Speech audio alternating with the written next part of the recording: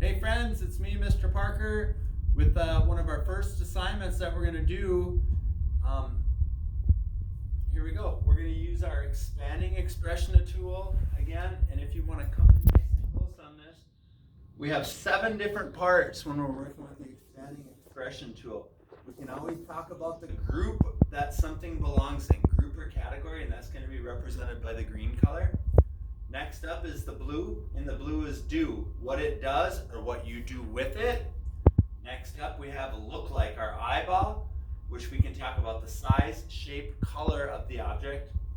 Next up is we have brown. Brown is what it's made out of. After that we're going to go to red, which is going to tell us about the parts the object may have.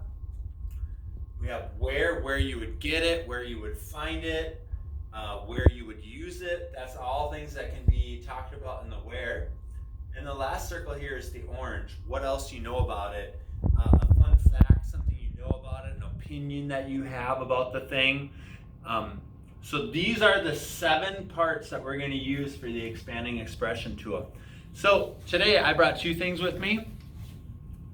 I brought an orange and I brought an apple. Now, you will find attached in the Google Classroom a form that looks just like this. It's the expanding expression tool. So your job is first going to be to talk about the apple.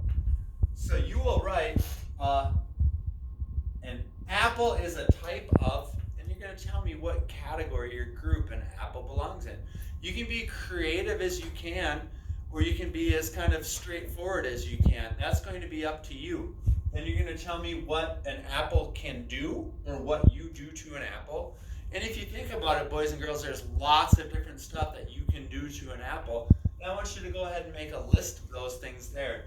Next up is we have the eyeball. What does this thing look like? Tell me about its size, its shape, its color. Think about the inside and outside of the apple. What's it made of? Think of how would you describe what an apple is made out of, okay? But please don't confuse it with the parts of an apple. Like, I'll give you one example for an apple. Is an apple, one part of it is a stem, right? That's a part of an apple. Next up is where you can find it. You can find apples in a lot of different spots. Remember, where would you get it? Where could you use it? Where could you find it? Those are all things that I want you to tell me about an apple. The next up is, what else you know about an apple? Like, for instance, I know that if I drop it, they bruise and they get mushy. I know that. So then on your second form, you're going to go ahead and you're going to tell me everything that you can think about an orange. You're going to tell me the group, what it can do, what it looks like, what it's made out of, what parts it has, where you can find it, and something else that you know about an orange. Okay, boys and girls? So you will, at the end of this, you will have 2 sheets. One is going to be for the apple, one is going to be for the orange. Next up, boys and girls, you will also find in the Google Classroom a Venn diagram. A Venn diagram is a great tool to help us compare and contrast items.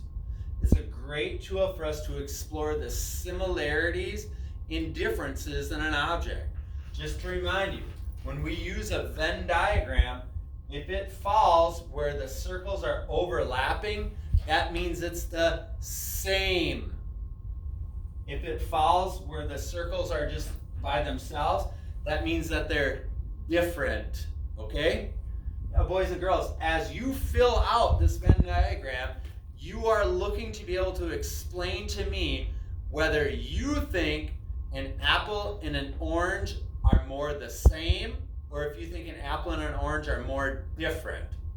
So when you fill out the Venn diagram, I want you just to go ahead and write, well, if you think that they're in the same group, you would write the word group in the middle of the Venn diagram to represent that they're the same. And you're going to do the same for do. You do the same thing to an apple as you do to an orange. That's up for you to decide.